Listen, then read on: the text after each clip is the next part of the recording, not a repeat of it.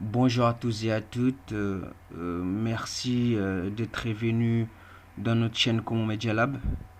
Et je vous remercie une fois de pouvoir vous abonner. Comme ça, vous allez nous donner le courage et nous encourager pour faire plus de vidéos. Donc là, nous allons voir aujourd'hui les commandes de base sous Linux. Nous allons utiliser une version Kali Linux. D'accord? Donc là, actuellement, j'ai ma version Kali Linux de 2020. Et puis, j'ai mon terminal ici. Je suis connecté en tant qu'utilisateur simple. Je vais changer pour prendre le rôle de route et comment faire. Donc, nous allons voir ensemble.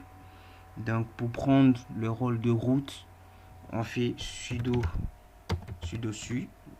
Et après, là, on va nous demander le mot de passe d'utilisateur pentester. Donc là, avec ce signe-là, c'est que là, j'ai pris... je suis connecté en tant que root. Donc là, je peux installer des applications.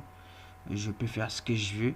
Là, mais je ne suis pas connecté en tant qu'utilisateur root, mais je suis connecté en tant que root, au fait. D'accord? Donc là, maintenant, nous allons voir quelques commandes de base. À commencer par voir la version du noyau. Donc comment faire? On fait une-r pour voir la version du noyau. D'accord? Donc sinon on peut faire au lieu de une-r, une-a. Donc là c'est on va voir vraiment la version de Linux qu'on utilise. Donc là j'utilise la version sortie en 2020. D'accord? Ok. Maintenant, après avoir vu la version du noyau et le type de Kali Linux que j'utilise, là, on va créer des répertoires. Un répertoire en ligne de commande, on va utiliser la commande mkdir pour créer un répertoire. Donc, mkdir permet de créer un répertoire. Donc, on va créer un répertoire appelé licence.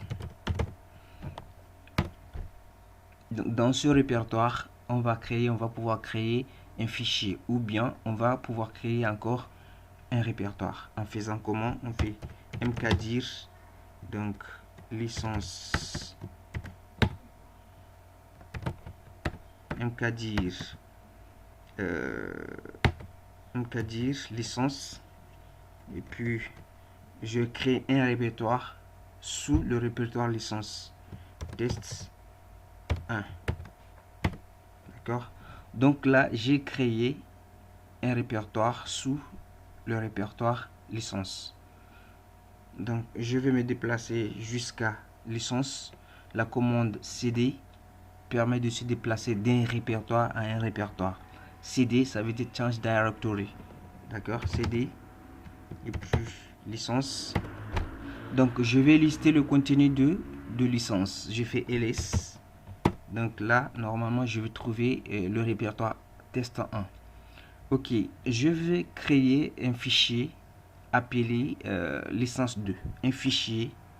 Donc, je fais touch. La commande touch permet de créer un fichier.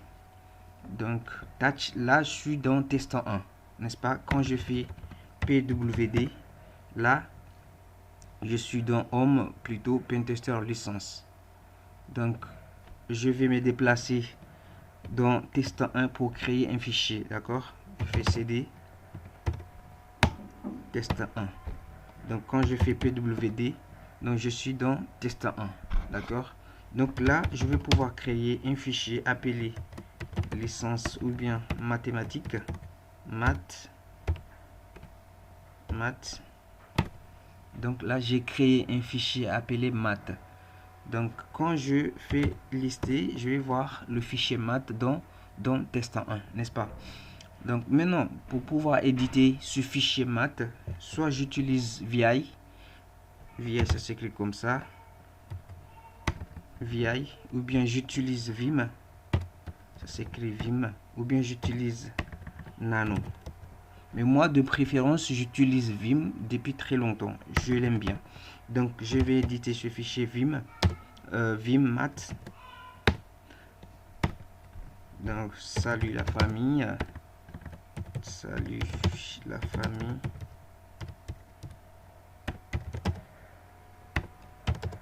Merci de vous abonner. Merci de vous abonner sur notre chaîne YouTube Comment Media Lab. D'accord. Donc pour enregistrer et sortir, je fais échappe et puis WQ. Là j'enregistre et je sors. Donc maintenant pour pouvoir lire ce fichier, soit je fais Kate Math, je vais lire. Salut la famille, merci de vous abonner sur notre chaîne YouTube Comment Media Lab. Ou bien je peux le lire avec mort. Salut la famille. Donc je peux le lire avec Kate ou bien avec mort. Donc il y a plein d'applications permettant de lire un fichier.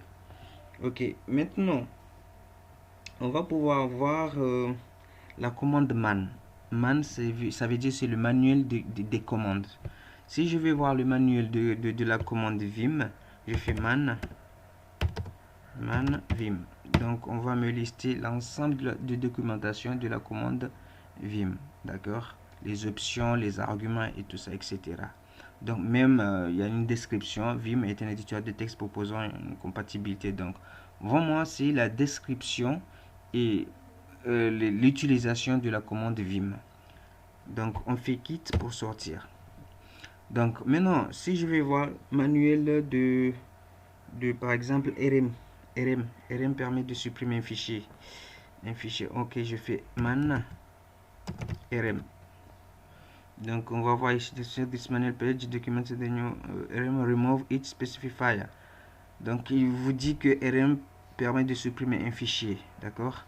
Donc tout type si vous voulez voir la documentation d'une commande, il faut juste taper la commande man plus la commande. Ok, donc ici nous avons la commande help aussi, ça permet de vous aider sur l'utilisation d'une commande.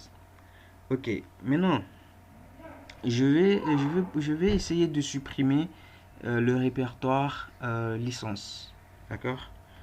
Je fais pwd, donc je suis dans home pentester licence et test 1, donc je sors carrément. Il y a aussi la commande cd. Si je fais cd sans argument, donc je retourne au niveau de la racine pwd. Donc là je suis sur la racine et sur la slash root. Sinon si je fais cd point, ça veut dire je fais un retour. Donc je vais me déplacer par exemple sur le répertoire, sur ce répertoire là. Donc maintenant si je fais pwd, je suis dans home pentester test 1, d'accord. Si je vais me faire un retour, me positionner sur pentester, je fais cd point, d'accord. Donc je fais pwd, là je me trouve dans home pentester. Ok, donc je fais cd test 1 pour retourner au niveau de test 1. Ok,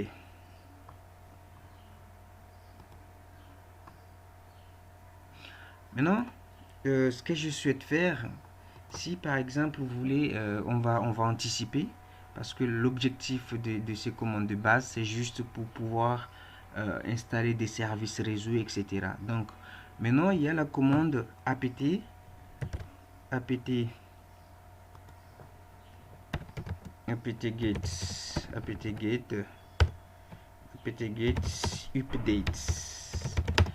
Si par exemple vous voulez installer des applications, il faut faire les mises à jour des dépôts, n'est-ce pas, pour pouvoir prendre en compte. Si vous faites apt-get install une application, des fois on va vous renvoyer des erreurs.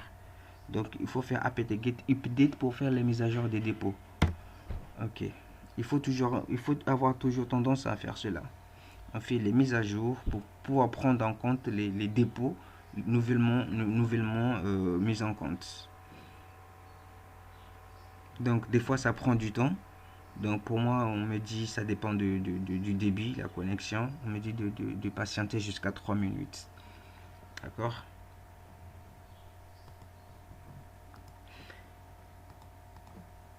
Donc là maintenant, nous avons fait apt-get update. Nous avons fait les mises à jour du dépôt.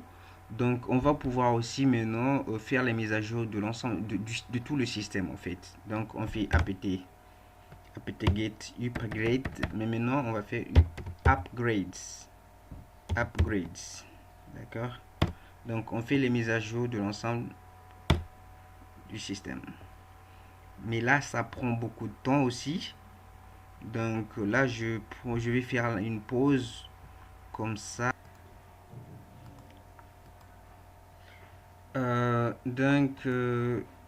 Là je vais arrêter les mises à jour système parce que ça va prendre du temps. Je fais CTRL C. Donc là maintenant, comme j'ai fait les mises à jour des dépôts et tout, donc je peux aller faire une installation d'une application. Par exemple, je vais installer OpenSSH ou bien OpenSSL. apt-get install OpenSSL.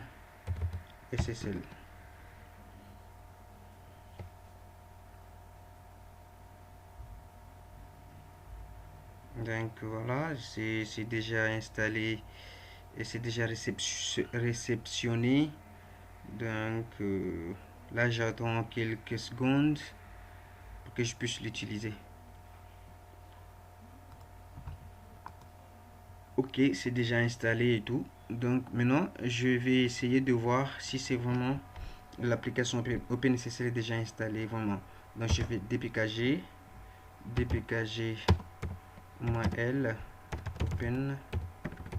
OpenSSL.